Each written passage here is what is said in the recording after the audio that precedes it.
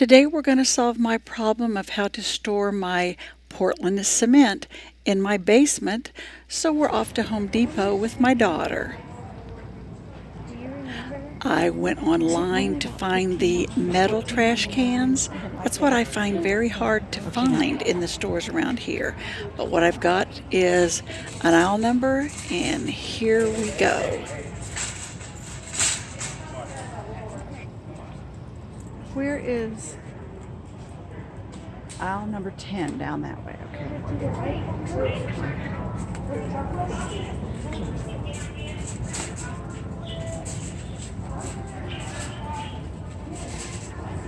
I better see a metal trash can. Here's metal. Metal. I see one back there. Okay, yeah. I want a metal trash can. Okay, let's see what I can. Of course, here I go. I'm going to go ahead and strong arm this myself and get it out of there. Got it. Let me make sure it's not dented. I want a nice undented one. Okay, that looks good. Now, what do you think?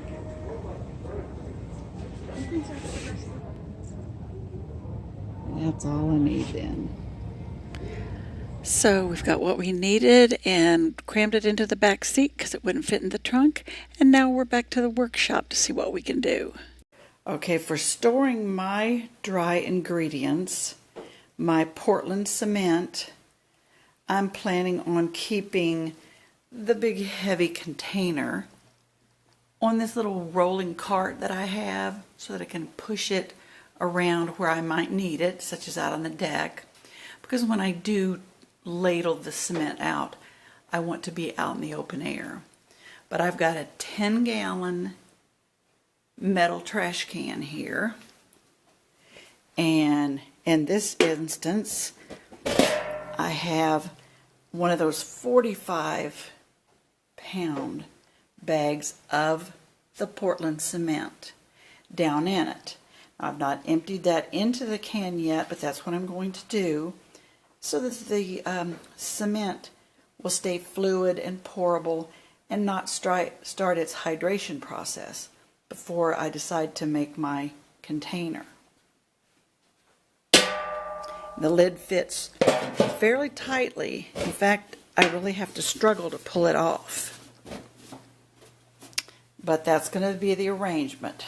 Now, currently my vermiculite is in a real large package over here.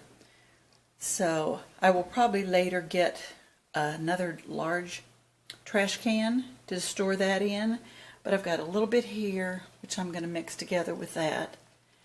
And then for my peat moss, I have a 30-gallon metal trash can to store it in. So it'll be down in there, and I can ladle. I have a lot of this type of ladle that I can use to scoop everything out. I can even keep a measuring container inside there so that I'm always ready to measure. And I did pick up an extra small trash can. I think this one is a 6-gallon, and I haven't yet figured out the use for that. It might just be a storage container for something else that I decide to keep. Now I do have my bags of potting soil down here, the peat moss, and of course there's my bin to store the soil.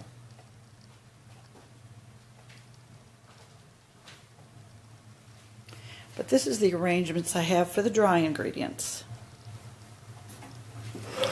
Okay, now in order to mix up some dry ingredients, I need to push the cart. It's a little rolling cart, and as you can see, I need to mix this outside. Sorry, we got a little bit of a doorstep there to get over. But I'll push this out on the deck so that we can mix it out here. Got my little hanging pot there that I'm working on. And we're just at early morning. I think it's about 7. But let's see what we can do about getting this mixed. Okay, what we've got is a pair of scissors to open the container, and then I have a trash can liner for this because I am going to reinforce the storage capability of this metal trash can. And my husband's going to help. He's got his mask on. So do I. I can't tell if I'm showing myself. I don't have that type of camera. But here we go.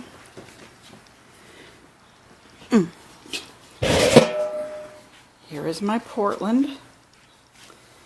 And we're going to open it. I gotta put this on that.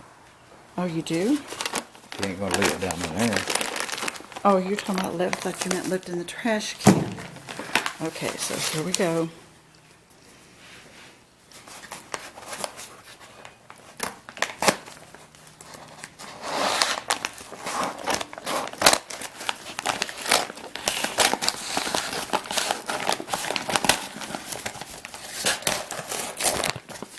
Now this is just like powder done in here. And that's the type of concrete you want. No gravel, no rock, no nothing in here.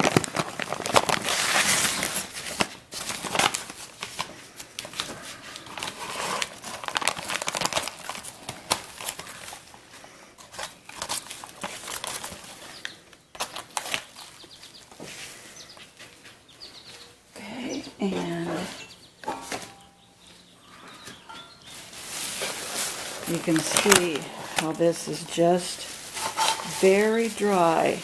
I sort of call it a consistency of baby powder. And that's the consistency you want. Not anything full of gravel. If you've gotten Quikrete, that's not the right thing as far as a concrete mix. Now the brand name of this stuff is Quikrete. That's the particular brand I have. But concrete mix is not what you want. It's Portland cement. Okay, and we're going to line the trash can bag, or trash can, with the bag. Looks like I just barely have one that fits this one. And then, shall I swivel it over?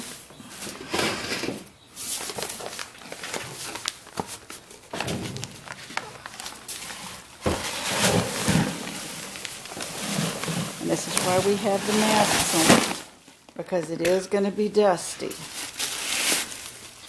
is the first time we've tried it, so we're going to find out exactly how that works.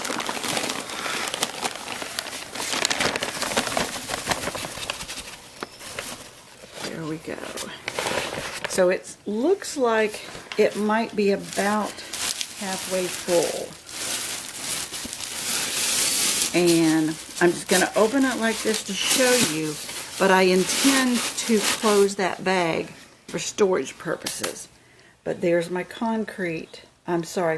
my Portland cement down in its container for storage. Okay, and let me get the little snap closure. And we'll get that closed up for storage.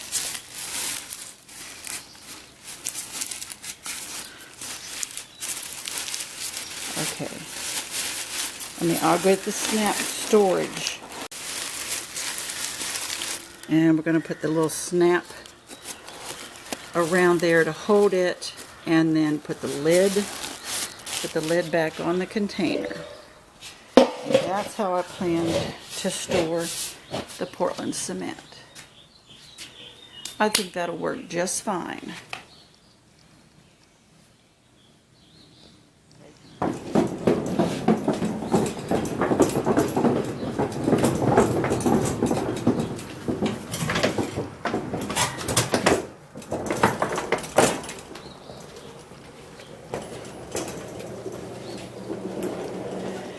Now we have that stored right where it's going to be used. And I'm going to do the same with the perlite and my peat moss.